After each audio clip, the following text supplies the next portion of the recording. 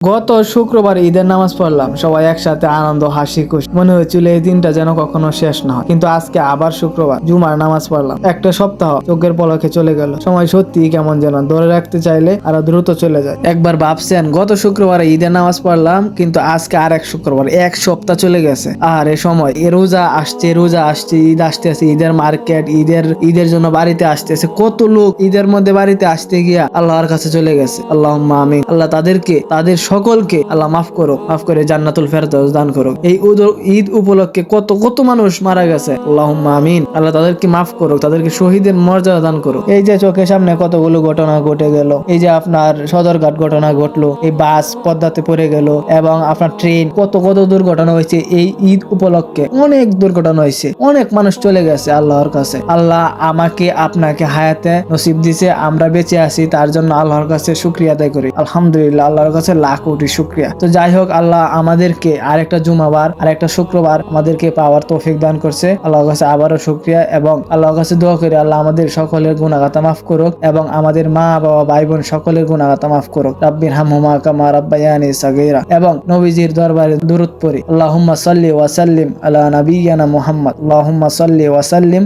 আলা নাবিয়্যিনা মুহাম্মদ। শুক্রবার মানে হইছে দুরূদ পাঠের দিন, আল্লাহর কাছে দোয়া করার দিন, আল্লাহর কাছে কান্নাকাটি করার দিন, আল্লাহর কাছ থেকে গুনাহ মাফ করার দিন। আল্লাহ আমাদের দোয়াগুলো কবুল করো, এবং যারা এই ঈদ উপলক্ষে দুর্ঘটনায় চলে গেছে তাদের সকলের জন্য দোয়া করি আল্লাহ তাদেরকে জান্নাতুল ফেরদাউস দান করুক, এবং তাদেরকে শহীদের মর্যাদা দান করুক। ওকে, আল্লাহ দোয়াগুলো কবুল করুক, এবং সবাইকে জানাই জুম্মা মুবারক। সকলকে ধন্যবাদ।